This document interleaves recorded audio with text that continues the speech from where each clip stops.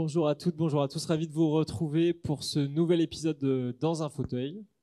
Dans un fauteuil, c'est la série de conférences qui nous permet, nous, H7, de faire découvrir des parcours entrepreneuriaux et on aime bien inviter des entrepreneurs qu'on trouve inspirants et qui vont passer une heure à vous partager un peu les coulisses des entreprises qu'ils ont pu monter. J'ai aujourd'hui la chance d'être aux côtés de Martin Ginglin, cofondateur et CEO de Mon Petit Gazon. Salut Martin. Salut tout le monde. Ravi de t'avoir avec nous. Un mot quand même sur H7. Donc moi, je suis Julien Marbouty, je suis le directeur de H7. On est l'accélérateur de start-up de la métropole de Lyon. On a un lieu assez magique qui fait 5000 m² dans lequel on accompagne plus de 70 start-up à l'année, plus de 200 depuis 2019. Et ce cycle de conférences, on l'espère, va vous permettre d'avoir quelques clés entrepreneuriales et vous aurez l'occasion à la fin de poser toutes vos questions. Martin, je le disais, je suis ravi de t'accueillir. Tu es, comme tu l'aimes le rappeler, le cofondateur paysagiste de Mon Petit Gazon. Je pense que tu es le paysagiste le plus connu en France en tout cas. Et je vais tout de suite partager quelques chiffres qui, moi, m'ont impressionné. 4 millions de joueurs sur toutes les plateformes, 1 million de joueurs actifs, 2,2 milliards de pages vues sur la saison dernière, ce qui est quand même impressionnant. Et surtout, 20 personnes seulement dans l'équipe. Tu me confirmes qu'on est bon sur les chiffres ? On est bon sur les chiffres. Et moi, j'ai une petite question. Est-ce que dans le million d'actifs qu'on a, est-ce qu'il y a quelques joueurs de MPG ici ? Ah, voilà, ça. Et qui a pris une valise au cours des 15 derniers jours ? Ok, donc ça, on pourra aussi en parler. Est-ce qu'il y a des supporters de Lyon ? Supporters du PSG ? Ok, bon bah tu vois Martin, je crois qu'on est à égalité là-dessus et je pense qu'on va avoir le temps justement de repartir sur ton parcours. Il y a une question qu'on aime bien poser à H7 quand on accueille notre invité, c'est si on devait discuter avec tes amis, avec tes cofondateurs et leur demander ce qu'ils pensent de toi pour te décrire, qu'est-ce qu'ils nous diraient ? T'attaques dur. Fonceur. Quand on a lancé MPG, en fait, ce qu'on dit souvent, c'est qu'on a foncé, on a réfléchi après. Si on avait trop réfléchi à monter MPG, je pense qu'on l'aurait pas fait parce qu'il y avait des risques juridiques, parce qu'il y avait déjà des fantasy games qui existaient. Et on a eu un petit coup de folie pour se lancer alors qu'on n'était pas obligé de le faire.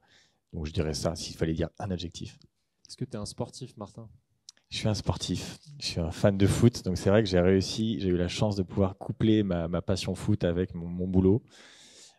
Donc je joue encore au foot à 11. Pas le foot à 5, là, les 5 ou le foot à 11, le vrai foot avec des appels, des espaces, du jeu, quoi. D'ailleurs, ça m'inspire une question. Qu'est-ce que tu penses de lier sa passion et l'entrepreneuriat ? Est-ce que c'est une bonne chose ? Est-ce que tu as vu parfois aussi des risques ou des difficultés ? Comment tu l'as vécu, toi ?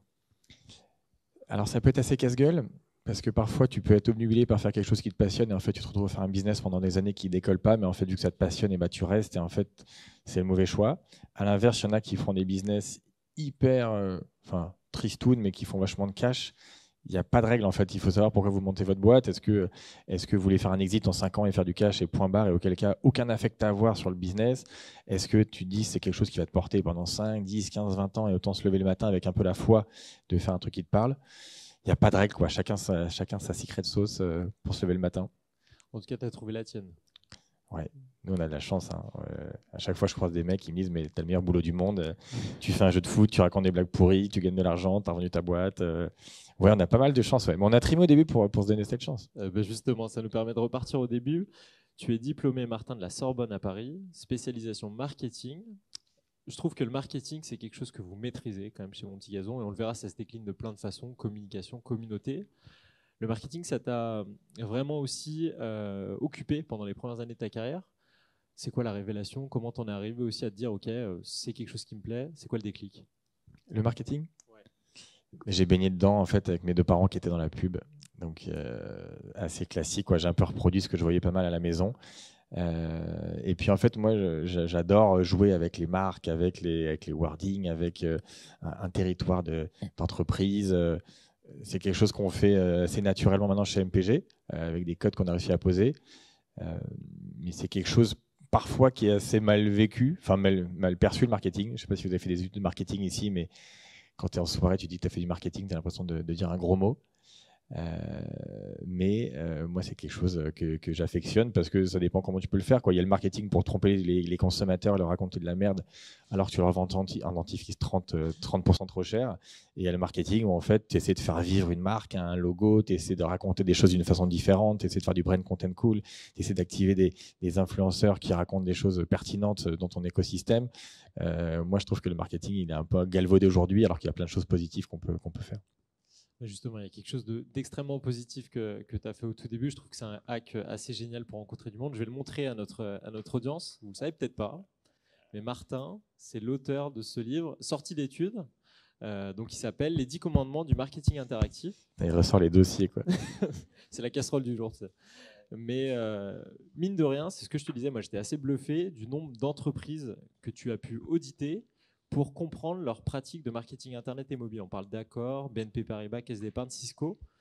Est-ce que tu peux nous partager un peu les coulisses? Ça faisait longtemps que je ne l'avais pas revu.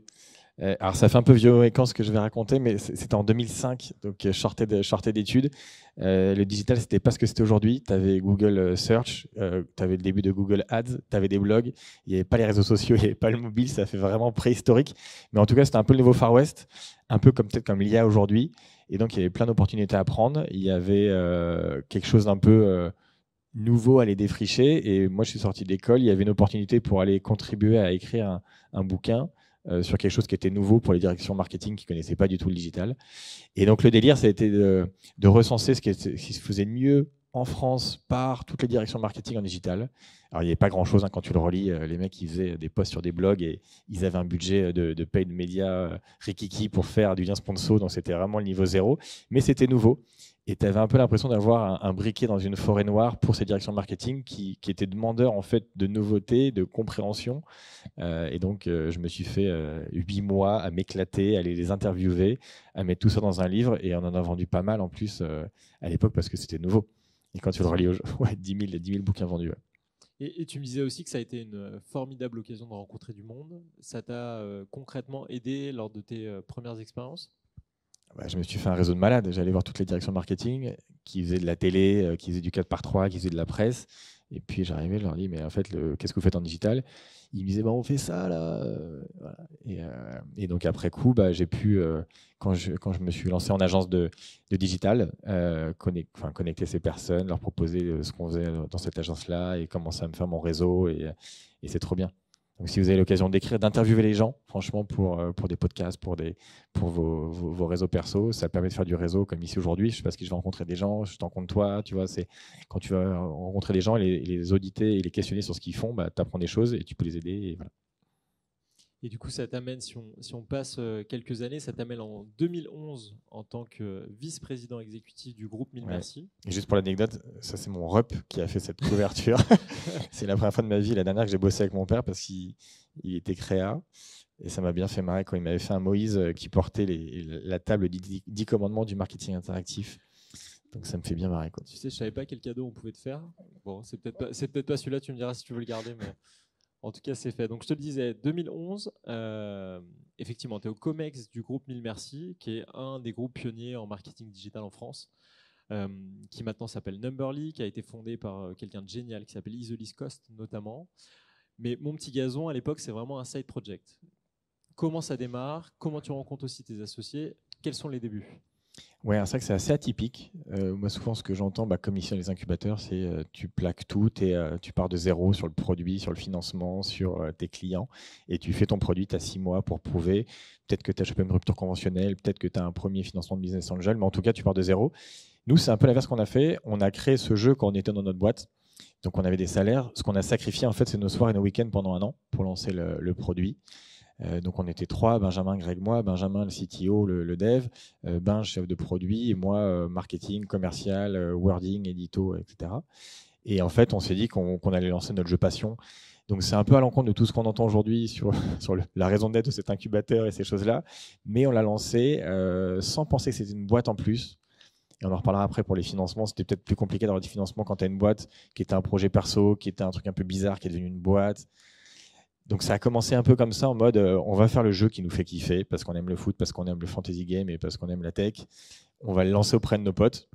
Une fois que le produit a été lancé en septembre 2011, ça fait vieux aussi, On l'a lancé juste à nos équipes de foot avec qui on jouait, on l'a lancé avec nos proches. Et vu que pour jouer à MPG, vous le savez, ceux qui jouent, en fait, il faut jouer avec ses potes, la machine virale s'est enclenchée. Mais c'est une création d'entreprise qui n'en était pas une, un peu spécifique. Il n'y a pas de bonne façon de lancer sa boîte, quoi. Si tu as un projet de passion, tu le lances, ça vivra. Et justement, tu le disais, moyens financiers limités et surtout moyens humains, hein, parce que finalement, les journées font que 24 heures. Sur quoi tu concentres vraiment tes efforts au début et collectivement d'ailleurs, sur quoi vous concentrez vos efforts pour sortir ce qu'on appelle un MVP classiquement, quoi. Ouais. Sur l'expérience du jeu. Quand tu revois le site, aujourd'hui on l'a revu, c'était visuellement, alors il n'y avait pas encore d'UI, c'était une violence, tellement c'était moche, parce qu'on n'avait pas de graphiste, on n'avait pas de budget là-dessus, mais en fait on s'en fout parce que le concept du fantasy game, j'ai même pas dit ce que c'était MPG, il y en a qui jouent pas, c'est un concept où tu achètes des joueurs virtuellement dans notre jeu, tu les as dans ton équipe de foot, et s'ils jouent bien dans la vraie vie, Mbappé et tout, ça te fait gagner contre ton pote. Il n'y a pas d'argent, pas de cadeau, c'est juste la fierté de battre ton pote 3-2 si tu as bien joué dans MPG. Et donc en fait, c'était ce concept-là qui était ouf. Tu avais le cul vissé devant ta télé, et tout d'un coup, tu avais Verratti, ou à l'époque, il y avait Giroud en France, tu avais Giroud qui marquait des buts dans la télé, et puis ça te faisait marquer des buts dans ton jeu. Et la connexion entre le réel et le virtuel, c'était quelque chose de ouf. Alors, même s'il n'y avait pas d'application mobile, même si on ne faisait pas de blagues sur les réseaux sociaux, le fond du truc était ouf.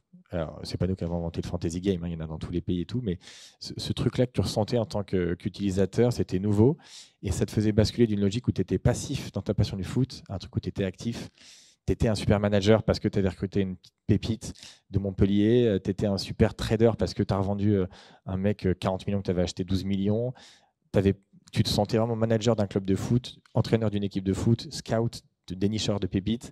Donc tu basculais un truc, voilà. Et c'est ça qu'on a bossé, c'était cette expérience-là de je deviens actif dans ma passion du foot. Et même si notre site était immonde, au début on nous disait ah mais vous avez fait comme Le Bon Coin, vous avez fait un site trop moche pour faire genre local et tout. On se dit non c'est moche, mais on n'a pas de thunes pour faire un truc cool, mais c'était pas fait exprès. Et donc c'est ça qui est le plus important, c'est avoir un produit de ouf, même si il est moche. Le fond du produit, il faut qu'il soit cool. Et justement, si tu parles du fond du produit, du moteur, comment tu choisis tes premières fonctionnalités? Est-ce que tu t'inspires de solutions qui existent à l'étranger? Est-ce que tu vas interroger ton embryon de communauté ou tes potes? Tu en parlais, tes collègues avec qui tu joues au foot. Comment ça marche le fait de définir, OK, en fait, on va avoir cette fonctionnalité-là et elle va apporter un maximum de valeur? Alors aujourd'hui, on utilise beaucoup la communauté pour faire notre backlog et définir notre roadmap produit. Au début, il n'y a pas de communauté. Donc en fait, tu fais des paris. Tu fais des paris sur ce qu'il faut faire ou pas comme feature. Tu débats. Alors, on était 3 associés, ce qui est pas mal à 3. Parce que 3, il y a 2 contre 1. Donc en fait, il y a toujours une majorité sur une feature que l'un sent et peut-être pas l'autre. Et c'est comme ça en fait qu'on a développé. Il y avait beaucoup de fantasy games qui existaient. Moi, je suis pas sur un business où j'ai répondu à un nouveau besoin dans l'industrie du tourisme, dans la health tech. C'était juste c'est un divertissement notre jeu. Et donc, on répond pas à un besoin qui était vieux has-been papier et on a réussi à disrupter le truc. On crée un jeu divertissant, mais qui était en concurrence avec tous les autres jeux, tous les autres divertissements que tu peux avoir, d'aller au cinéma, de jouer à FIFA. Donc, c'était plus du ressenti, c'était plus du gut feeling, les features produits au début. Et on a mis les premières features qui nous paraissaient importantes pour que les gens se disent j'ai mon équipe de MPG, je suis trop fier de l'avoir et je vais beaucoup plus suivre le foot avec mon compagnon fantasy, quoi. C'est quoi la feature qui a cartonné et en même temps, tu le sais, on aime aussi les fails. C'est quoi la feature où vous étiez dit putain, c'est génial sur le papier, mais ça n'a pas pris? Alors dans les fails, j'en ai pas mal de features. Dans ce qui a cartonné, c'était ce sentiment de connexion en temps réel entre ce qui se passe sur les terrains de foot et ce qui se passe dans MPG. Alors au début, quand il n'y avait que la version ordinateur, il n'y avait même pas de push notif et machin. Maintenant, aujourd'hui, quand tu as des actions fortes dans MPG, tu reçois une notif dès qu'il s'est passé un but de Cherki, ce qui arrive rarement. Mais dès qu'il s'est passé un truc comme ça, tu es connecté avec le réel. Et parfois, on est tellement en avance, même sur nos notifications mobiles, qu'on peut spoiler les résultats d'un match de foot et on se fait insulter. Mais ça, c'était le truc le plus fort, c'est la connexion avec le réel, qui est hyper forte aujourd'hui. Et sur les features qu'on fail, il y en a plein. Déjà, notre plus gros fail MPG, c'est dans la famille des Montpetits, on avait lancé un truc qui s'appelait Mon Petit Transfert l'été 2018. Parce que nous, on a un business qui marche de août à mai, c'est le foot. Et puis après, il n'y a plus de foot, sauf quand il y a la Coupe du Monde au Euro. Donc, Coupe du Monde au Euro, on a mon petit prono qui vient ambiancer les 2 mois. Mais quand il n'y a pas de quand il n'y a pas d'Euro, machin, on est mal. Donc, on avait lancé un truc qui s'appelait Mon Petit Transfert. Et l'idée, c'était de pronostiquer sur les transferts. Et moi, j'étais persuadé que ça allait prendre parce que tout le monde te parle des transferts. Même les footies qui sont passionnés par le salaire du mec, est-ce que lui va partir au Real, tout le monde a son avis là-dessus. Donc on se dit, il faut, ok, bah, tu as ton avis là-dessus, viens pronostiquer sur est-ce que ce jour-là, on est le 12 juin, est-ce qu'il va rester, est-ce qu'il va partir à Milan, est-ce qu'il va rester à Madrid, est-ce qu'il va aller je ne sais pas où, pour combien. Et on était persuadé que la même mécanique de mon petit prono appliqué au transfert allait cartonner. On s'est fait un four, on a eu je vois, 40 000 utilisateurs et puis après ils sont tous partis et voilà, on a mis ça à la poubelle. Enfin, je peux t'en raconter plein. Hein. Écoute, un petit deuxième pour la route. Un deuxième, alors le mode ultra, ça c'était un truc qui a vachement occupé l'équipe back. C'était un système hyper poussé de MPG, un peu qui s'est rapproché de Football Manager, qui coûtait 5 € par user, ce qui était beaucoup pour notre jeu, où tu avais vachement de fonctionnalités hyper pointues sur les mecs qui peuvent que être arrière-gauche et pas arrière-central. Tu avais un système de draft à l'américaine, un peu en Snake, où tu choisissais chacun un joueur parmi tous les joueurs de Ligue 1. Il y avait des trucs de ouf. En fait, il y avait plein de gens, plein de remontées utilisateurs qui nous disaient mais vous ne vous rendez pas compte, je passe 20 heures par semaine sur MPG, j'ai besoin de plus que votre mode expert, qui était le mode un peu payant, plus premium. Et donc, on a dit on y va à fond, les gars, c'est sûr qu'on va le vendre. Et on en a vendu un peu, mais pas suffisamment par rapport au coût de maintenance que ça reproduisait, que ça contenait, etc. Et donc, on l'a arrêté, la mort dans l'âme, avec tous les devbacks qu'on avait chié sur toutes les règles de calcul, la draft en temps réel, des trucs de fou qu'on avait fait. Voilà. Il y a un sujet que tu abordes qui est extrêmement intéressant, d'autant plus pour les entrepreneurs qui nous écoutent, c'est la remontée des feedbacks utilisateurs. Comment vous avez géré ça? Est-ce que dès le début, tu t'es dit, OK, j'ouvre des canaux, des circuits de collecte de feedback? Est-ce que c'était en digital, en physique? Comment ça s'organisait?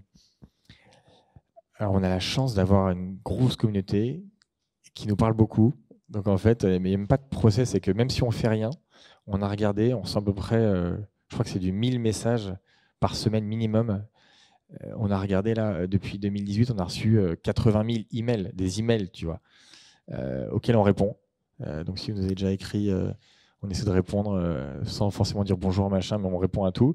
Et en fait, ça, c'est une matière première de ouf sur des retours, des gens qui prennent du temps de dire bonjour, je m'appelle machin, j'ai gagné 3 ligues, et qui nous disent ça. Donc, en fait, on met ça dans un backlog.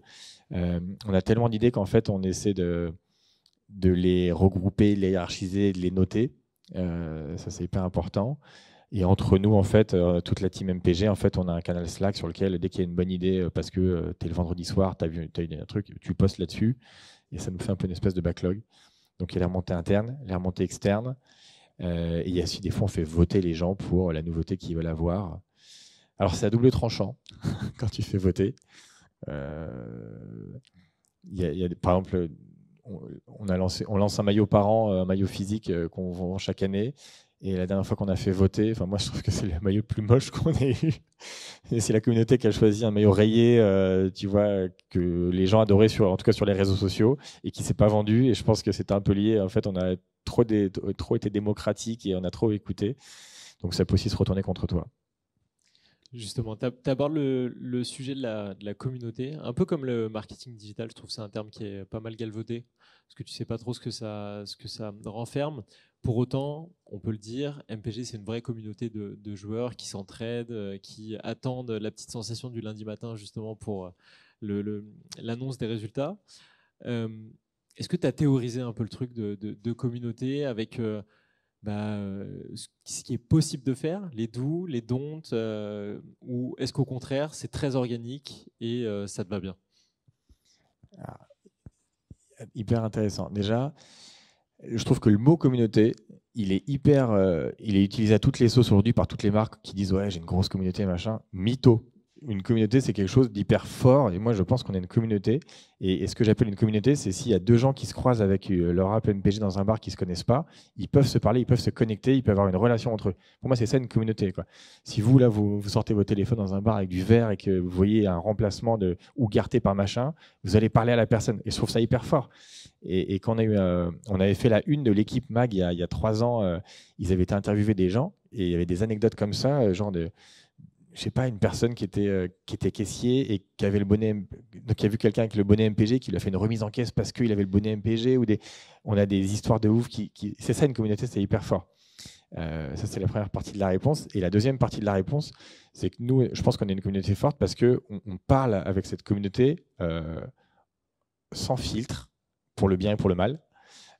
Et on a une espèce de discours de vérité qu'on retrouve assez peu aujourd'hui, je trouve, dans les marques qui te racontent des trucs RSE qui ne sont pas vrais ou qui te racontent des valeurs de marque qui leur a été vendues par des agences parce qu'ils sont 50 à décider sur un truc et ça sort quelque chose d'assez mou, d'assez mielleux et d'assez faux. Et je trouve que les marques, et je ne sais pas les marques que vous allez monter, mais quand tu as un discours de vérité, tu retrouves, parfois c'est dur parce que nous, on se fait régulièrement tracher parce que les gens, en fait, on les tutoie, donc ils nous parlent comme si on était leurs potes. Mais c'est pas grave, au moins, tu as une relation sincère. Et dans le bien et dans le mal, en fait, on est suivi parce que, un peu comme des influenceurs que tu peux bien aimer parce que tu te sens proche d'eux. Et on a ce truc-là, que je trouve qui est assez fort.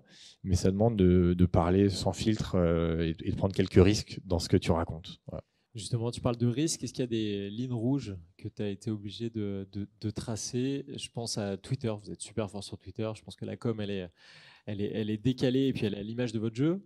Mais on connaît maintenant les dérives sur X. Qu'est-ce que tu en penses? Il y a un moment où tu t'es dit, OK, là, en fait, ça nous dépasse. Et vis-à-vis aussi de notre business, de visibilité et de marque, ça colle pas trop. Ouais, alors c'est vrai que plus on vieillit, plus la communauté grandit, plus on se ramollit. Et en fait, pourquoi je dis ça? Parce que quand tu as un compte qui est suivi par 1000 personnes, et ben en fait, le risque est le 1% de relou, bah, ça fait juste une personne. Donc, tu vois, quand tu en as 100 000, bah, ça fait 1000 fois plus quand on a 1 million. Et donc, en fait, on a une telle grosse communauté aujourd'hui que quoi qu'il arrive, quand tu veux faire une blague, ça va forcément choquer des gens.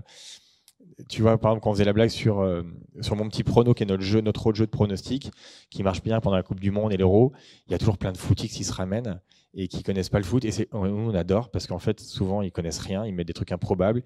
Et quand le Brésil se fait battre par le Cameroun ou quand la France se fait taper par la Tunisie, ils sont refaits, ils se mettent 500 points et ils vannent tous les vrais experts de foot. Et donc, en fait, quand on a ces footix-là, voilà, on les taille régulièrement. Mais on les taille dans les mails qu'on fait dans les newsletters, on les taille sur les réseaux. Et là, tu vois, la dernière Coupe du Monde, on avait presque 2 millions d'utilisateurs. C'était énorme. Et quand tu tailles les footix, tu dis, vous n'êtes pas gentil. Enfin, donc tu reçois des messages où voilà.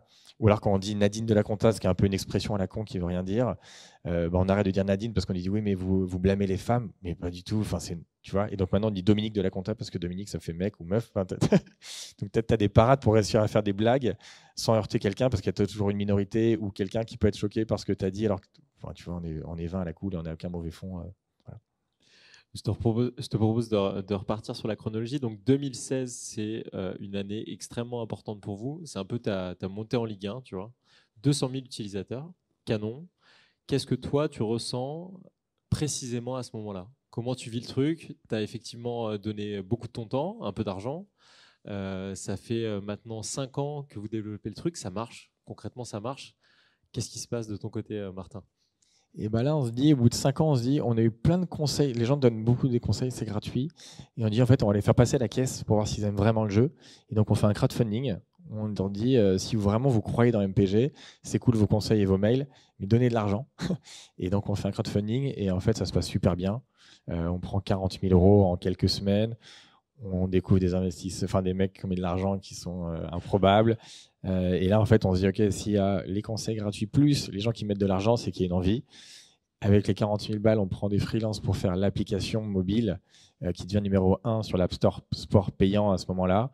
Et là, on se dit, OK, on n'a plus aucune excuse, quoi. On se cache un peu derrière des mythos pour ne pas se lancer. Là, il faut qu'on y aille. on peut plus reculer, quoi. Merci pour la passe D des investisseurs improbables. Il y en a un en particulier. L'histoire est assez incroyable et je te propose de la raconter. Martin Solveig. Ouais, alors si vous êtes amené à faire du crowdfunding pour pas diluer votre equity, nous on a été hyper bien conseillés par KissKissBankBank qui nous avait dit à l'époque, mettez toujours un lot hyper élevé, hyper cher, un peu débile pour vous, parce qu'il y a toujours un psychopathe qui peut prendre ce truc qui coûte cher et qui sert à rien. Et donc en plus des t-shirts et des goodies et des trucs à la con, mettez quelque chose de très cher. Et là le truc très cher qu'on avait trouvé, on a dit bah, c'est taper un foot contre l'équipe MPG. On n'était même pas 5 à l'époque, donc on ne peut même pas faire un 5. Et donc on a mis ça à genre 1500 €, je crois, faire un foot contre MPG. Et en fait c'est parti en 2 jours. Et on tape le nom du donateur sur internet, c'était son nom perso en plus. C'était un Martin quelque chose. Et en fait en tapant son nom, on retrouve que c'était Martin Solveig.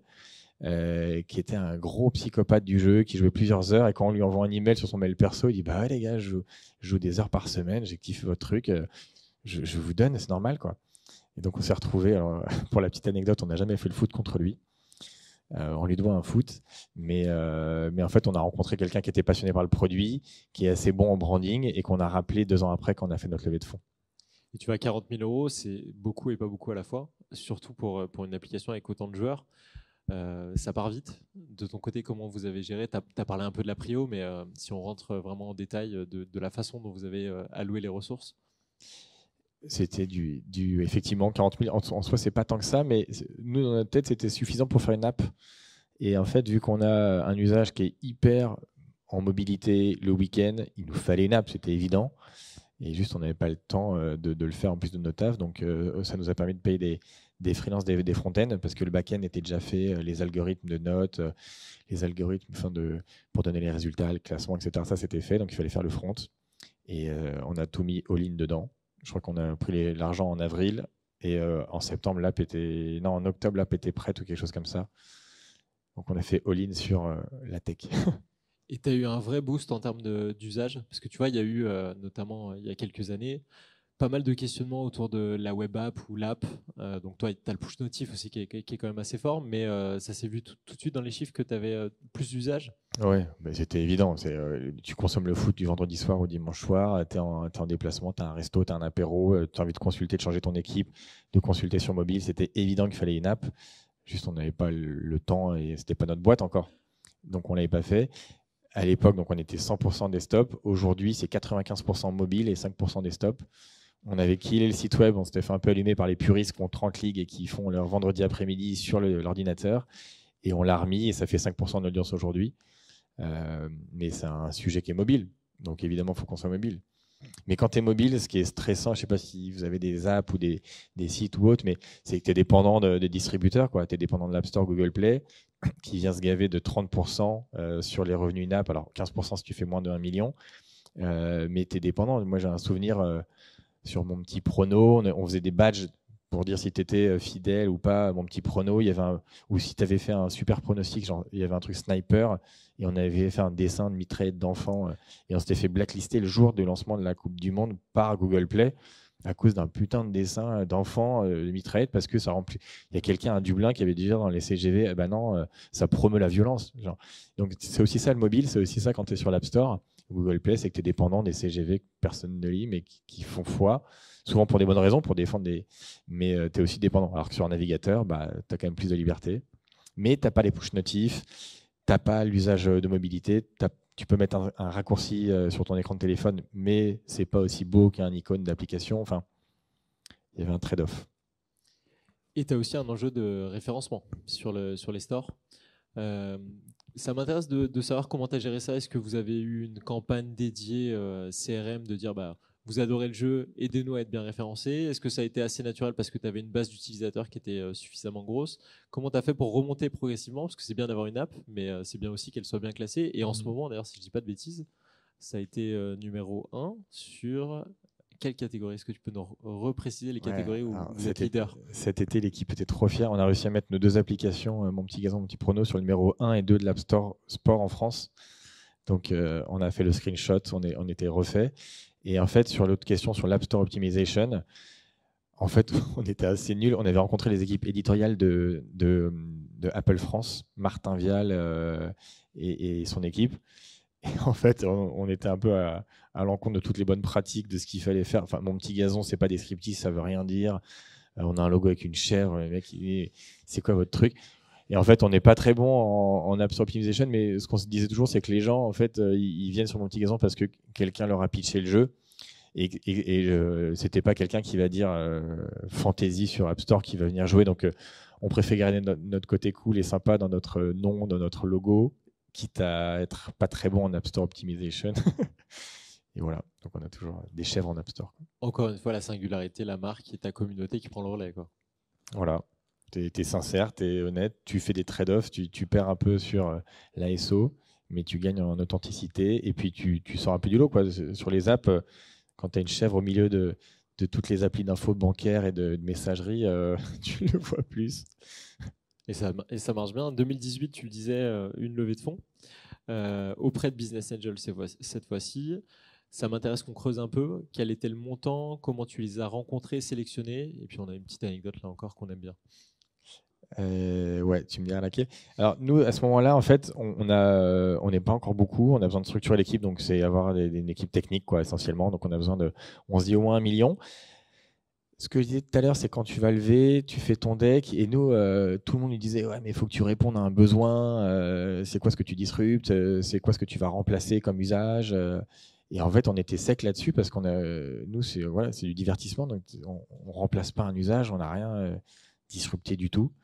Et donc, je pense que ça nous a fermé des portes auprès des VC qui voulaient des slides qu'on n'avait pas. Mais à ce moment, en fait, de toute façon, à ce moment-là de notre développement, on n'avait pas besoin de VC, on était plus concentré sur des business angels pour faire un premier tour à 1 million. On voulait 1 million, c'est un truc con, mais on voulait c'est cette chiffre. Et en fait, on a été voir alors 2 types de billets, juste des billets qui mettent de l'argent sans réfléchir, et des billets qui étaient soit dans le gaming, soit dans l'industrie foot. A posteriori, industrie foot, je pense que c'était peut-être un peu pour se faire plaisir, parce que je ne sais pas dans quelle mesure. En fait, on a des joueurs de foot qui nous ont approchés, qu'on approchait, mais je ne sais pas si un joueur de foot aurait pu faire booster l'audience. Maintenant, il y a des fonds avec des sportifs, genre Matuidi et tout. Si vous allez les consulter, je ne sais pas. Enfin, souvent, les start-upers pensent que la personnalité, le joueur de foot va faire des posts sur ses réseaux sociaux tout le temps et va booster l'usage de l'application. En fait, que dalle. Le joueur de foot, il raconte sa vie sur les réseaux, mais si il a un portefeuille avec 20 boîtes, il ne va pas poster 20 messages. Donc, n'allez pas voir les gens pour des mauvaises. Nous, on a vu quelques gens du foot. On a vu. Donc, en fait, je repère le fil. Ouais, donc, on a eu Martin Solveig, qui était chouette. On voulait avoir quelqu'un dans le foot. On a demandé à Sébastien Bazin. Et c'est l'anecdote. Ouais, ça, c'était cool. C'était cool avec Sébastien Bazin. Il était boss de PSG. Aujourd'hui, il est boss d'Accor Hotel. On s'est dit, ça marche trop bien. Il a une hype de fou. Et en fait, on réussit à aller le voir après pas mal de coups de fil de mon associé Binge qui a vraiment cru et poussé le truc. Et en fait, Binge se retrouve face à face avec Sébastien Bazin et qui dit, attendez, j'ai un fils de 25 ans qui aime bien le foot, je vais l'appeler. Et donc, en fait, il met le haut-parleur. On était complètement sur le cul. Il met le haut-parleur. Il dit, salut Paul, c'est papa. Est-ce que tu connais MPG? Et en fait, coup de bol, Paul Bazin, son fils, jouait à fond MPG. Et il a pitché pour nous, en fait, sur haut-parleur comme ça. Et il a dit que c'était de la balle. Et donc là, directement, Sébastien raccroche et dit, OK, bah, je suis. Je ne serai pas lead sur le tour, mais je suis. Et donc, ça s'est fait comme ça. Encore une fois, la communauté qui a aidé, un peu de cul, un peu de... voilà. Et ça s'est fait. On a eu Jean-Étienne Amaury, de la famille Amaury, qui a le Tour de France, l'équipe, etc., qui nous a aidé sur la partie média. Et puis, on a refusé tout ce qui était investisseur vraiment industriel du gaming, parce que c'est ce qu'on entend à toutes les sauces, mais c'est ne pas faire entrer un industriel dans les premiers tours, parce que ça peut gêner ton exit futur. Voilà. Et avec le recul, tu es content des typologies d'investisseurs que tu allais chercher? La relation a été bonne jusqu'à la fin de l'histoire? Super content parce que c'était le bon montant avec les bonnes personnes. Si tu mets des plus gros tickets, tu dois te créer un board avec plus de contraintes, plus de reporting, plus d'enjeux d'aller vite et de te faire mal. Si tu fais moins, c'est un peu trop pantouflard. Et là, ça, je ne sais pas, ça marchait bien. Alors, rétrospectivement, c'est que ça marchait bien par rapport à nos besoins et par rapport à l'attraction qu'on avait. Et moi, l'un des conseils que je donne sur les investisseurs et surtout ceux qui rentrent au board, c'est ne pensez pas qu'ils vont pouvoir vous aider sur tous les sujets de la vie de votre boîte, sur la rétention, la monétisation, les PR, les trucs. Eux, ils ont souvent des gros portefeuilles. Essayez de leur assigner une seule tâche, une seule verticale de toutes vos problématiques. Il y en a peut-être qui sont bons en finance, et il faut peut-être aller les voir quand il y a des sujets de financement, de PGE à l'époque, de dilutif, de faire des prêts. Voilà. Il y en a peut-être qui sont bons en branding. Nous, Martin Solveig nous a vachement aidé sur la partie UI, sur le design, ces choses-là. Mais assigner une seule tâche déjà à chacun des membres de votre board, en plus de participer au board trimestriel, ce sera déjà super. Et tu les sollicitais à côté? Il y avait des sessions de travail un peu spécifiques. Tu vois, ça m'intéresse toujours de comprendre comment bien, j'allais dire leverager, mais avoir un effet de levier sur la relation avec ton investisseur, mis à part les comités. Tu vois, qu'est-ce que tu as pu mettre en place? Mais complètement. Je trouve qu'en board, je ne sais pas si vous avez des boards et tout, mais en fait, souvent, les board members ils reçoivent la présentation la veille ou ils n'en reçoivent pas. Et puis en fait, le temps qu'ils se mettent dedans, bah, il faut les réonboarder. Donc il se passe 1h30, 2 heures. Et en fait, tu as juste le temps de débriefer sur tes 3 derniers mois et d'à peine d'aborder un ou deux sujets. En fait, il ne se passe rien en board. Enfin, rien de très constructif pour développer un truc pertinent dans ton business. Donc si vraiment tu as un sujet important, tu chopes ton board member à côté et tu l'embarques sur des sessions. Et si vraiment il est motivé, bah, tu le vois là. Mais je sais pas, vous en board, mais en board, à chaque fois, tu es un peu déçu. Tu dis, attends, et c'est normal. En fait, l'investisseur qui a 20 tickets dans 20 boîtes, il ne peut pas connaître toute ta boîte. Alors, sauf si tu es en série B, C et que tu commences à être important dans son portefeuille. Mais il peut pas, il a une activité à côté, il ne peut pas être dédié, être hyper pertinent, alors qu'il va découvrir tes 6 derniers mois d'activité sur une presse hyper condensée. Enfin, je me mets à leur place, c'est dur aussi. Il y a un sujet qui est important pour un investisseur, mais aussi pour toi en tant qu'entrepreneur, c'est la monétisation. Encore plus, on en parlait sur des business consumer avec une application dédiée au grand public. Comment vous l'avez pensé? Déjà, quel est le business model de MPG et comment vous l'avez pensé? Comment vous avez itéré aussi au fil des années? Et on pourra creuser aussi sur ce point. On vit à 70% de la publicité. Si vous avez trop de pubs, il y a l'option no pub, ça coûte 30 centimes, activez-la. Merci. Et 30% des options que les gens achètent dans le jeu. On a toujours voulu être gratuit parce que c'est un jeu collectif et on ne voulait pas dire il faut payer pour jeu parce que sinon tu as toujours un ou deux potes qui sont sur le carreau et ça peut flinguer l'expérience de jeu. Donc modèle gratuit. Et après, en fait, c'est la grande aventure du B2C, quoi. C'est une aventure qui est, maintenant les gens disent consumer, mais c'est des business où il faut avoir. Si tu vis de la publicité, il faut des gros volumes. Et moi, je suis dans un collectif qui s'appelle le collectif Sportech, qui rassemble toutes les plus grosses startups du sport en France. Et il y a souvent ce sujet de pour me lancer en B2C, il faut que j'ai une taille critique encore plus importante si je vis de la pub, parce que c'est essentiellement les GAFAM qui récupèrent tous les budgets pub des annonceurs, qui réfléchissent pas trop, qui disent je vais faire du TikTok et du Snap et du Facebook, ça va me rassurer. Et donc en fait, sur le peu restant de budget publicitaire des annonceurs, il faut aller chercher là-dedans. Donc c'est un peu la guerre, il y a beaucoup d'agences, beaucoup d'éditeurs, il y a des gros sites médias, donc tu es un peu dans cet univers-là. C'est pas évident, donc il y a toujours la question de est-ce qu'il faut que j'aille en B2C, et si oui, il faut que j'ai une taille critique. Est-ce que je vis de la pub? L'ARPU, ce que tu gagnes par an par utilisateur, c'est pas énorme en pub. Nous on gagne 3 ans par an par utilisateur, même pour des gars qui passent 20 heures par an, tu vois. Donc mais bon, c'est notre business model. Et on peut le satisfaire, ce business, parce qu'on fait plus de 2 milliards de pages vues par an, ce qui est monstrueux en France. Et donc, on a cette taille critique pour passer le cap et pour monétiser soit avec des annonceurs en gré à gré, avec des marques cool comme Uber Eats, comme Allianz, comme Coca ou autres, qui mettent des gros tickets, soit le remplissage, on utilise une solution programmatique. Il y en a plein sur le marché, nous on utilise Applovin. Et en fait, dès qu'il y a une pub qu'on ne peut pas, nous, remplir avec un deal en direct avec une marque, c'est le programmatique qui prend l'enchère et qui nous permet de rapporter quelques euros du mille pour afficher une publicité à ses utilisateurs et qui font que ça paye les salaires et le loyer. Et justement, tu parles de gré à gré et de deal en direct. Comment vous êtes structuré là-dessus? Est-ce que c'est encore de ton côté ou il y a une démarche sales avec des clients récurrents que tu sollicites régulièrement? Tu vois, concrètement, c'est un business model qui est extrêmement alléchant sur le papier, mais qui prend du temps. Tu peux nous partager un peu les coulisses peut-être des premiers deals aussi qui ont été signés? Ouais, alors la force qu'on a, c'est qu'on a une force de frappe, on a une marque, on a un ton, et en fait, il y a beaucoup de marques qui viennent nous voir pour s'associer à ce ton-là et cette ambiance-là. Donc, on a pas mal de demandes entrantes et ça, c'est génial. On a eu, tu vois, quand on a proposé à Allianz de mettre le logo Allianz dans MPG, c'était carrément la direction marketing qui avait l'idée.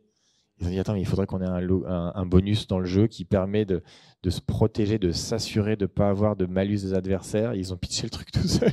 Ils sont venus nous voir, ça c'était un truc de fou.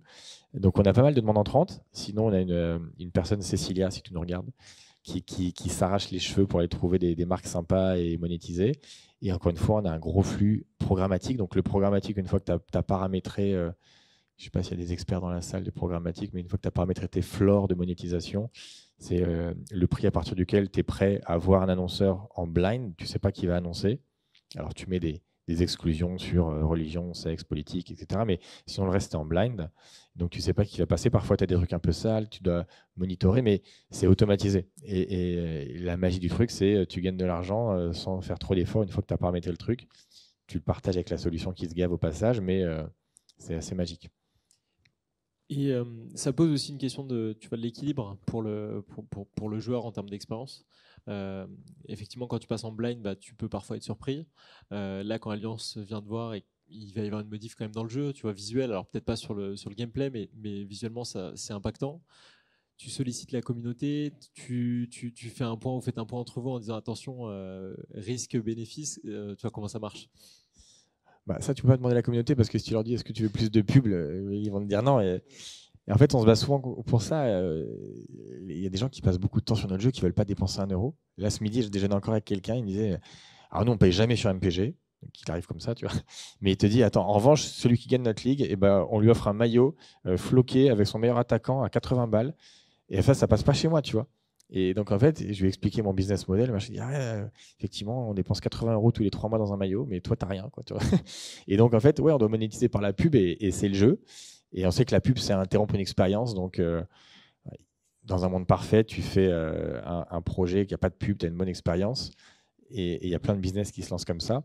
Mais après, ce qui est dur quand tu t'es lancé sans publicité et qu'ils ont toujours eu une interface chambée, les utilisateurs, et que tout d'un coup, tu leur dis, bah, les gars, maintenant, il faut monétiser, souvent, ça pique un peu. Donc, il y a le choix de mettre dès le début et de pourrir l'expérience au début, ou de le mettre après et de te taper des backlash parce que les gens ne sont pas contents alors que le service est changé.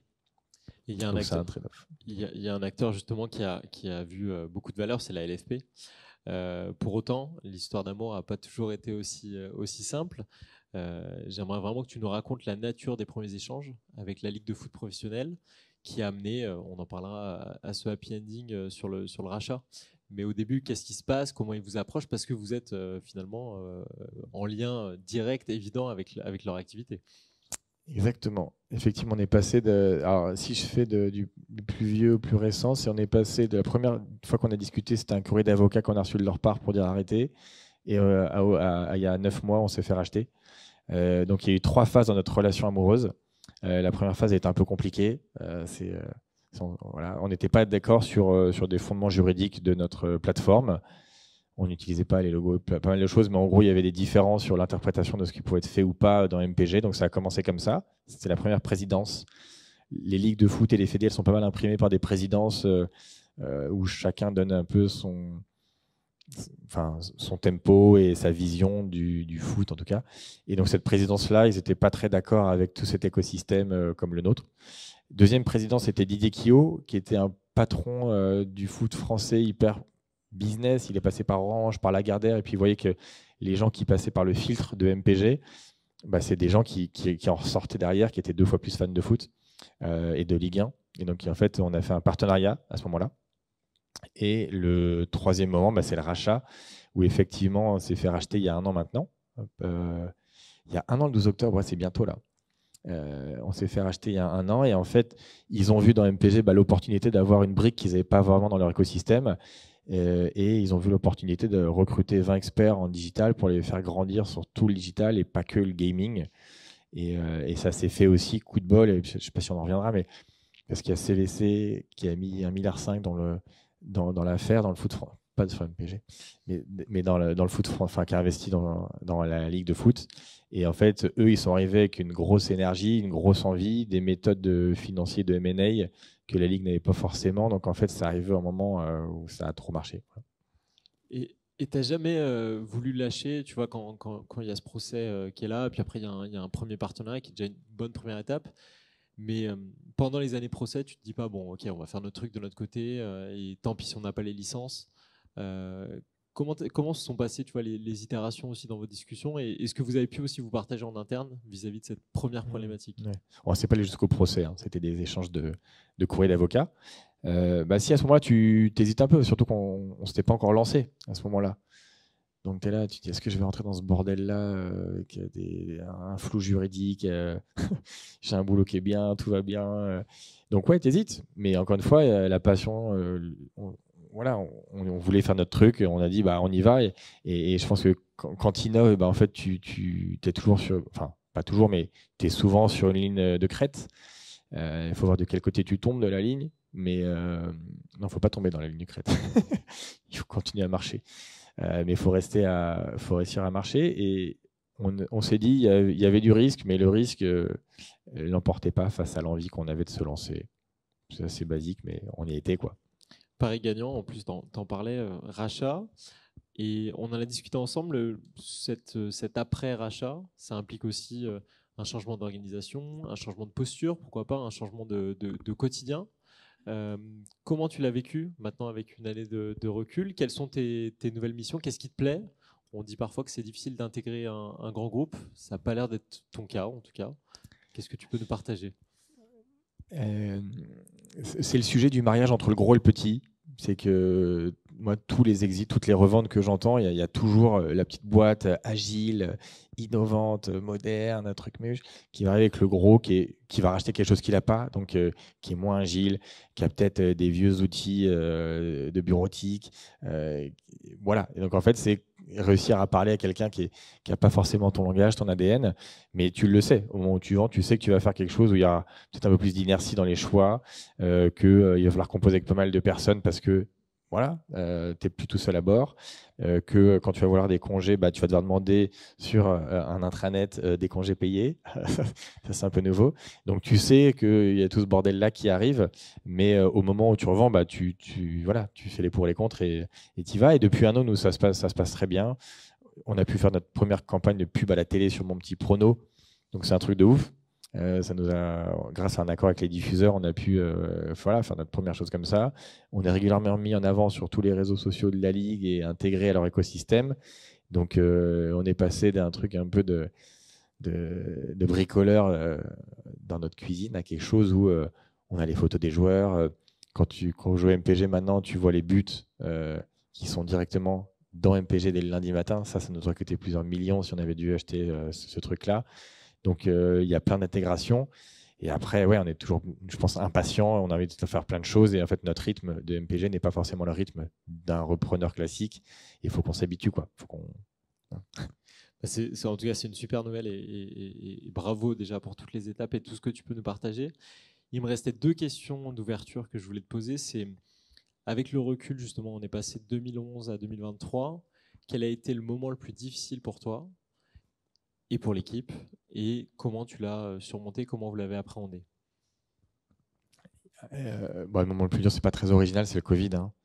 Nous, pendant le Covid, le foot s'est arrêté. Enfin, la Ligue 1 s'est arrêtée. Donc, pas de foot, pas de MPG. Et à ce moment-là, en fait, la chance qu'on a eue, c'est qu'on faisait partie de ces startups. On avait toujours voulu faire du chiffre d'affaires, même si ce n'était pas énorme. Et parfois, en fait, quand tu lèves des fonds, c'est mieux de ne pas avoir de chiffre d'affaires parce que c'est mieux d'avoir zéro que d'avoir 30 000 balles où ça fait un peu c'est quoi ton truc de merde là. Et après, on te fait des valos sur le chiffre d'affaires. Donc, ta valo sur un x4 de chiffre d'affaires pourri, ça vaut rien. Donc, parfois, on dit vaut mieux pas faire de chiffre d'affaires.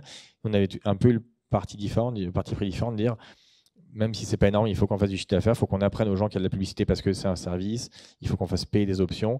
Et même si c'était pas énorme, en fait, quand on arrivait au Covid, on avait une monétisation suffisante pour passer un peu cette vague-là. Alors, on a pris un peu cher parce que il y a eu le Covid, et après il y a eu Mediapro où le foot arrêtait d'être diffusé, ou d'être bien diffusé, donc on était quand même pas trimballé dans des eaux un peu sombres.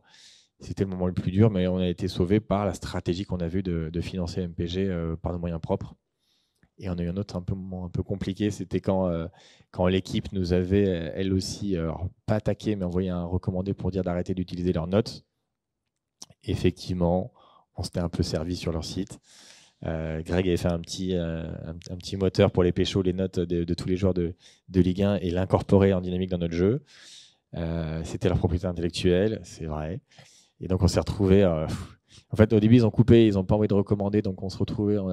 Greg avait monté un back-office où on se tapait à la main le dimanche soir et le lundi matin d'aller remplir à la main toutes les notes des joueurs. Et donc nos meufs étaient le lundi matin à 6h, c'était l'enfer on a eu ce moment-là. Et puis surtout, en fait, quand là, ils ont envoyé un recommandé, ils étaient dans leur droit. On pensait leur faire de la hype sur les notes parce que ça fait encore plus une référence de notes d'avoir ces notes dans notre jeu. C'est un mal pour un bien parce qu'on a fait notre propre algorithme. On a acheté les stats d'un fournisseur et puis on a mis 6 mois à faire un algo pour définir une note sur 10 en temps réel basée sur des datas. Et ça nous a vachement servi pour lancer d'autres championnats facilement grâce à l'achat de statistiques. Mais ouais, en plus, quand on le reçoit, c'est 2014, c'est pas encore notre boîte. On se dit, s'il n'y a plus de notes, il n'y a plus d'essence en fait, pour faire marcher notre jeu. On est foutu, quoi. Donc c'était le moment un peu dur. Et finalement, tu as réussi à travailler avec l'équipe après dans Et finalement, cadres aussi. Amaury a investi. Et après, moi, je me suis retrouvé sur des plateaux télé avec l'équipe parce qu'on avait une taille conséquente et que en fait, le jeu avait. Alors, je dis pas que les gens achetaient l'équipe pour avoir les notes, mais ils suivaient beaucoup plus l'équipe et ça promeuvait leurs notes. Et donc, c'est vrai qu'on a fait un partenariat avec l'équipe et qu'ils ont investi chez nous derrière. Donc, tu passes d'un bad à un truc cool. Il y a toujours des solutions de repartir par le haut, mais on a réussi à le faire parce qu'on avait une communauté, qu'on avait une image, qu'on avait une marque. On n'arrivait pas à poil, quoi. Allez, dernière question justement, quels sont les conseils ou quel est le conseil que tu as pu recevoir qui t'a marqué et que tu pourrais partager à des entrepreneurs aussi qui souhaitent se lancer sur un business similaire ou alors sur quelque chose de complètement différent? Est-ce qu'il y a des choses qui t'ont vraiment frappé?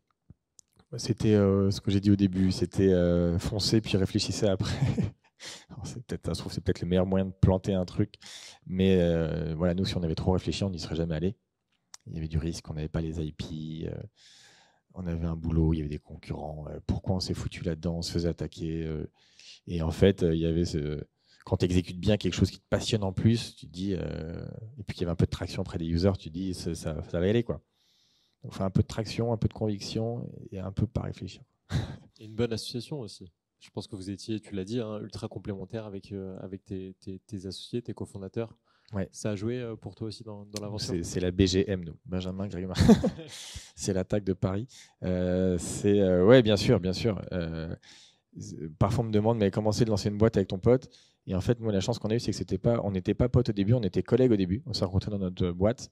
Et en fait, on savait comment bosser et on est devenus potes parce qu'ils sont cool. Et en fait, on savait comment bosser, donc il n'y avait pas le saut dans l'inconnu de dire ah ça c'est mon super sauce, on va monter un business ensemble. Et puis en fait, tu trouves que c'est un tocard parce qu'il bosse pas du tout comme toi ou parce qu'il est trop vénère quand il travaille. On n'avait pas ce truc-là. On savait comment on bossait, on savait qu'en plus on était copains à côté. Et on s'est dit c'est trop bien. Mais c'était un coup de bol. Voilà. Donc si vous avez des potes au bureau qui bossent bien, c'est avec eux qu'il faut lancer des boîtes, pas avec vos meilleurs amis de vacances. C'est beau à savoir. 4 questions flash pour conclure et après on prendra aussi vos questions. Donc tu as 2 choix. Tu peux nous dire quelle est la réponse qui te plaît le plus et si tu as besoin d'une ligne d'argumentation, on la prend aussi. Mon petit gazon ou mon petit prono? Mon petit gazon. Canal historique? Mais c'est plus puriste, quoi. Il faut connaître l'arrière gauche de Strasbourg et le remplaçant de Emega. C'est un truc d'énervé, quoi. Et puis en plus, là, j'ai gagné une ligue il n'y a pas longtemps. Donc c'est le passionné de foot qui parle aussi. Et en même temps, j'adore mon petit prono. Moi, quand je vois, il y a ma mère, il y a tout. Il y a plein de footix qui se mettent dessus et qui se mettent à se passionner et à donner leur avis sur le résultat de la France. Et t'en as rien à faire, mais c'est génial, quoi. Tu les as embarqués sur un truc. Tu as lancé un jeu qui les passionne sur un sport qu'ils détestent habituellement. Donc tu te dis, mais waouh, c'est la puissance du truc. Tu vois. Ok, on prend la réponse. Performance marketing ou marketing de la perf ou du branding? Marketing de la perf ou perf du marketing Alors je te la refais parce qu'effectivement j'ai bugué. Marketing de la performance, donc vraiment c'est les campagnes d'acquisition. Tu mets, pour celles et ceux qui ne situent pas, tu mets beaucoup de budget en payant. Ou est-ce que tu valorises plus une approche marque, branding, on construit quelque chose d'extrêmement fort et ça devient un peu plus organique? Facile. Notre sauce MPG, c'était de l'organique, donc on a toujours eu ça. Et de toute façon, je pense que c'est un peu la règle aujourd'hui parce que vu que les levées de fonds sont vachement calmées, que les valos sont baissés, il y avait une bonne partie des levées de fonds qui partaient en budget média pour aller lancer ton business en B2B, en B2C. Donc, tu claquais 80% de ta levée auprès de Facebook et d'Insta. Aujourd'hui, c'est plus possible. Donc, en fait, les entrepreneurs, ils doivent développer en organique leur bise. Alors, ça a toujours été un peu le cas, mais encore plus aujourd'hui. Et c'est ça, la North Star, c'est d'avoir tes premiers utilisateurs qui sont venus gratuitement et une cohorte où les gens y restent. Et si tu as ça, après, c'est beaucoup plus facile en temps 2 d'appuyer sur la vanne média parce que tu as tes KPI, tu sais que tu as ta rétention à 7 jours, à 30 jours. Et voilà. Mais l'organique, c'est la voie royale. Ok, organique. Twitter ou LinkedIn? X ou LinkedIn? J'arrive pas à y faire. On n'est pas très bon sur LinkedIn, donc je vais dire X. X, en plus, tu peux dire plein de trucs de saloperie toute la journée. En fait, un tweet chasse l'autre. C'est un peu comme sur TikTok, c'est une publi chasse l'autre. Donc, tu peux raconter beaucoup, tu peux faire beaucoup plus de risques. Mais bon, LinkedIn, c'est devenu maintenant, tout le monde raconte n'importe quoi, donc c'est devenu un autre. Dans LinkedIn, si on a fait un PDF sympa sur jouer à LinkedIn, jouer à MPP au bureau sur LinkedIn avec le PDF à faire tourner au boulot, mais X, carrément X. Et dernière question qui méritera aussi une petite explication, plutôt Web 2 ou Web 3 ? En fait, le Web 3 a pris la sauce là, depuis 2 ans. Nous, en fait, en plus, on avait fait une levée de fonds pour faire un projet basé en partie sur la blockchain. Et puis là, en fait, j'ai vu un article la semaine dernière, là, 95% des NFT ont perdu toute leur valeur et c'est devenu zéro. Je trouve qu'en fait, comme souvent, quand tu as un nouvel écosystème qui arrive comme le Web 3, il n'y a pas forcément les meilleurs usages qui arrivent. Il y a eu beaucoup d'usages de spéculation qui sont arrivés autour des NFT ou autour des cryptos. Et donc, tu as une hype, et puis après, ça redescend. Et puis après, dans les courbes, la fameuse courbe connue, après, tu as un usage qui est un bon usage, un usage de fond. Et moi, je suis hyper hypé par tout ce qui va arriver sur Web 3 parce que tu as la possession numérique. Et j'ai envie d'intégrer ça dans les interfaces de la Ligue de foot parce que comme a fait un Sorare, comme avoir une détention de quelque chose de numérique et pouvoir l'échanger contre des utilisateurs, gagner de l'argent avec. Moi, je trouve que ça ouvre des portes de ouf et surtout la décentralisation. Moi, je trouve que c'est génial de ne pas dépendre de quelque chose de central qui régule, qui met ses normes comme un App Store ou Google Play met ses CGV pour enlever ton appli parce que tu as fait un dessin. C'est décentralisé, c'est le système qui possède ce truc-là. Moi, je trouve que la promesse est folle. Donc, Web 3. Donc, tu y croyais fondamentalement. C'est juste qu'après, il y a eu des. Je crois au bon usage du Web 3. Là, on a des projets en tête autour de NFT. On ne veut pas que ce soit du bullshit, juste de la spéculation où tu vas vendre un graphic art inutile. Voilà. Le sujet des NFT, ce n'est pas le NFT, c'est l'utilité du NFT. Tu vois, voilà. Très clair. Eh ben, merci beaucoup, Martin. Je te propose de prendre quelques questions de l'audience, du public. Salut, donc moi j'ai une question, c'est par rapport à mon petit chrono. Donc moi je organise des team building en entreprise. Et en fait, un client sur 3 que j'appelle me parle de vous.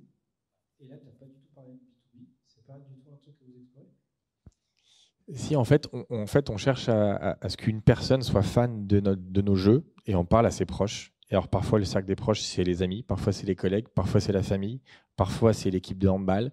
En fait, on n'a pas un ciblage spécifique sur le B2B, à part la seule OP B2B qu'on ait fait, c'est on a fait un PDF sur LinkedIn. Mais en fait, nous, notre North Star, c'est l'expérience utilisateur. Et après, c'est à lui de convaincre ses proches. Parce que du coup, en termes de business model, c'est assez intéressant. Il y a plein de boîtes qui peuvent appeler. Alors ça, c'est une bonne question. En fait, tout à l'heure, on parlait de B2C. On a eu pas mal de propositions pour vraiment pivoter en B2B. On nous a dit, faites-moi mon petit gazon en marque blanche pour tel sport, le handball, pour telle ligue de rugby ou autre.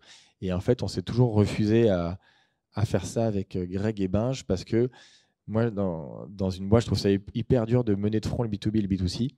Le B2B, tu es en mode agence, prestataire, et tu vas toujours devoir faire une retouche de dernière minute, une évolution, satisfaire quelque chose qui est à l'arrache.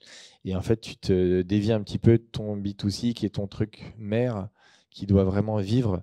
Et donc, on n'a jamais voulu faire de la marque blanche ou aller là-dessus parce qu'on s'est dit qu'on allait s'éparpiller et perdre notre B2C. Donc, on fait du B2B sans le vouloir parce que des gens jouent s'ils veulent jouer, quoi. Moi, j'ai une question plus sur le modèle économique.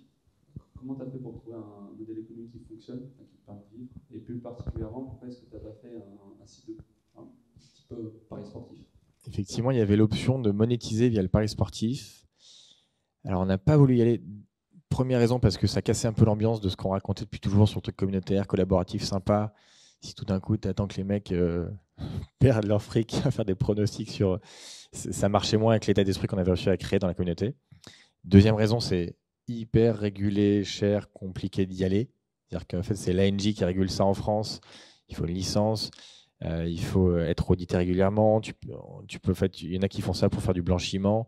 Ou tu t'es inspecté pour faire voir si tu fais ça, si tu contribues à la lutte antiterrorisme, parce qu'il y en a qui mettent beaucoup d'argent et qui s'en servent à des fins limites. Donc c'est beaucoup de contraintes et c'est la deuxième raison qui a fait qu'on a dit on va pas y aller.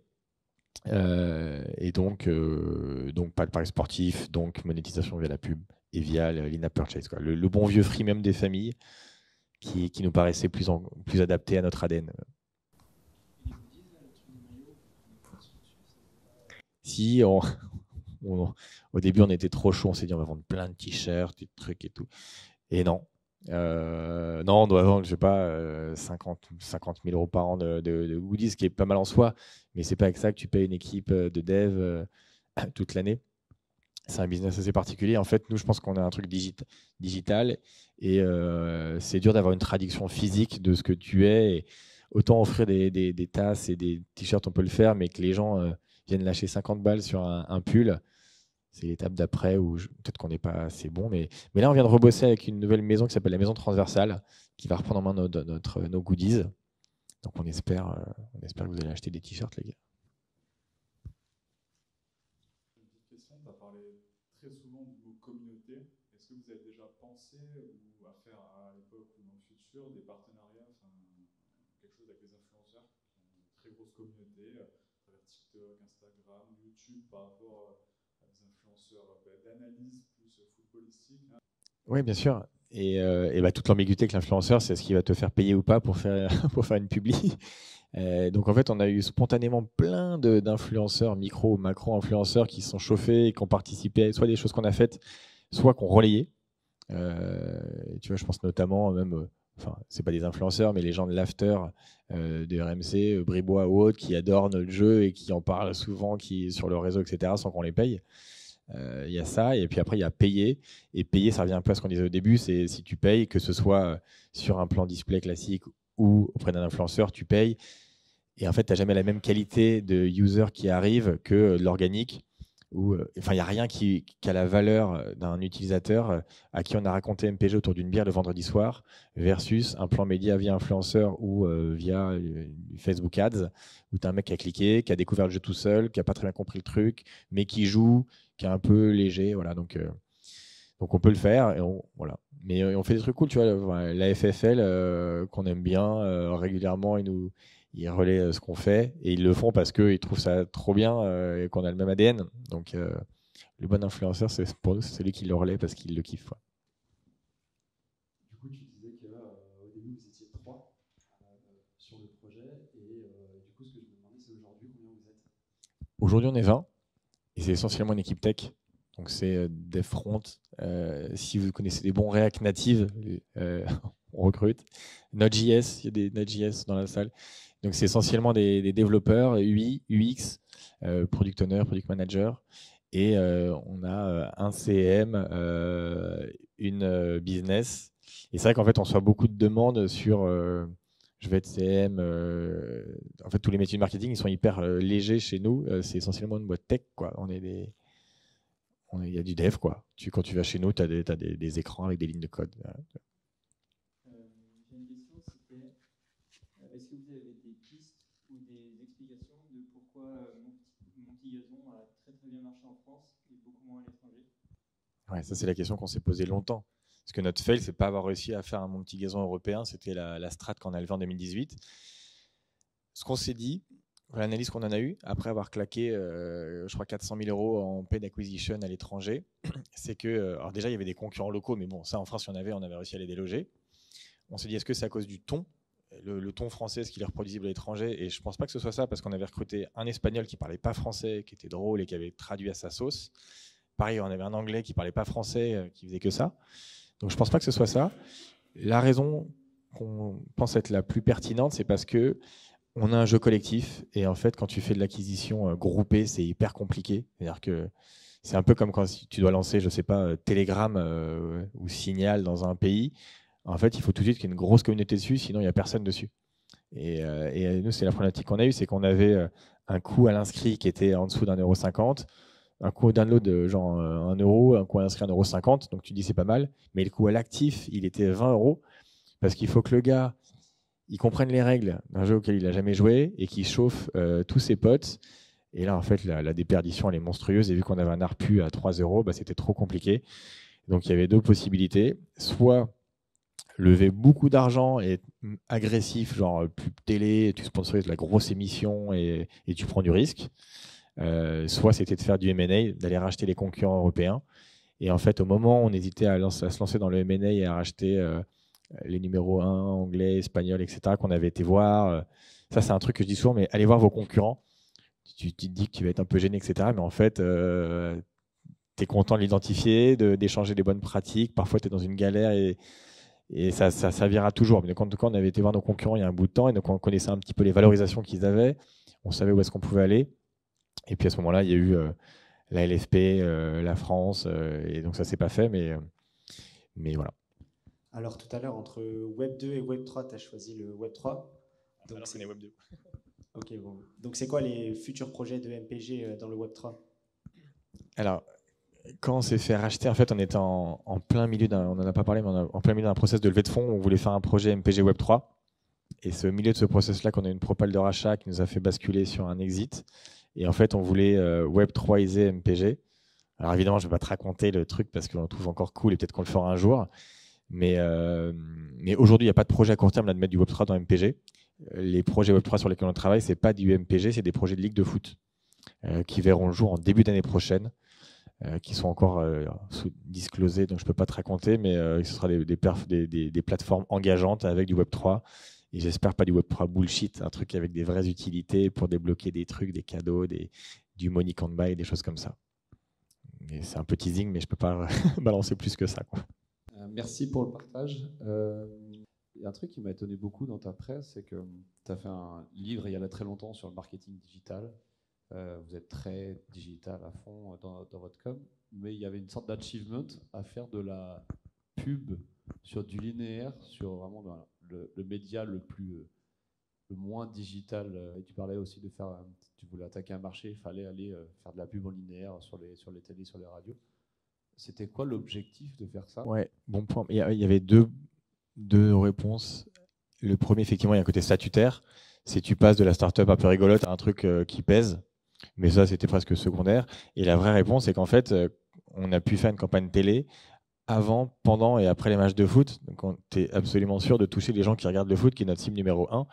Et ça, en fait, on n'a jamais pu se le faire parce que c'est des coûts exorbitants par rapport à notre budget média inexistant. Et là, tout d'un coup, tu te mets à toucher des millions de personnes en un mois parce que le foot, c'est à la télé. Donc, c'est pas trop j'ai fait ma pub à la télé, c'est j'ai pu toucher la meilleure audience foot possible, c'est celle qui regarde les matchs de Lorient, de Strasbourg et de PSG tout le week-end. Il y avait un partenariat avec MyCanal, il y avait tout un projet avec eux de vraiment mettre en avant MPG. C'était quoi l'objectif? Super point. Effectivement, aujourd'hui, les notes, elles sont dans le mode expert Canal+, pour avoir des informations. Et l'anecdote derrière, alors, déjà, comme d'hab, communauté, ils jouaient chez Canal, ça jouait à fond MPG et ils étaient chaussés de nous rencontrer. Donc, je me suis retrouvé sur les plateaux de Canal+, à parler de foot, à donner mon avis sur des matchs. Et voilà. Donc, on a connecté avec eux. Et en fait, il y a toujours eu ce sujet de B2B, de dire qu'est-ce que je peux exporter de MPG? Est-ce que je le fais en marque blanche pour un diffuseur? Et ça, on n'a jamais voulu le faire. Mais en revanche, ce qu'on a bien voulu exporter de MPG, c'est la note. La note qu'on donne aux joueurs sur 10, c'est une valeur de ouf. C'est un algo propriétaire que Greg a fait. Et ça, en fait, on pouvait le faire vivre à l'étranger de MPG, en dehors de notre écosystème, pour valoriser en fait la marque. Et voilà, donc on s'est dit, ça, on veut bien le sortir. Comme ça nous fera de la visibilité. Et donc, on a monté une API avec leur équipe tech toujours pour donner un usage utilisateur final qui est sympa. C'est en train de mater le match et tu veux savoir quelle note à ce joueur qui vient de faire un grand pont à Kadewere. Et donc, en fait, tu vas checker le 4,5 qu'il a eu, qui passe à 5 et tu vois, il y a un truc d'expérience qui est pas mal, quoi. Tu nous as pas loupé quand même sur les jours de l'OL. Et ben écoute Martin, merci beaucoup pour ton temps, pour ce partage aussi. C'était ultra premium pour vous d'avoir pu poser vos questions. Et à très bientôt à H7 pour d'autres conférences. Vous pouvez nous suivre sur les réseaux sociaux, notamment sur LinkedIn pour pas louper les prochaines. Et Martin, merci encore pour ton partage. Merci et super incubateur. Ça a de la gueule, hein. Je connaissais pas, mais c'est beau. On peut l'applaudir.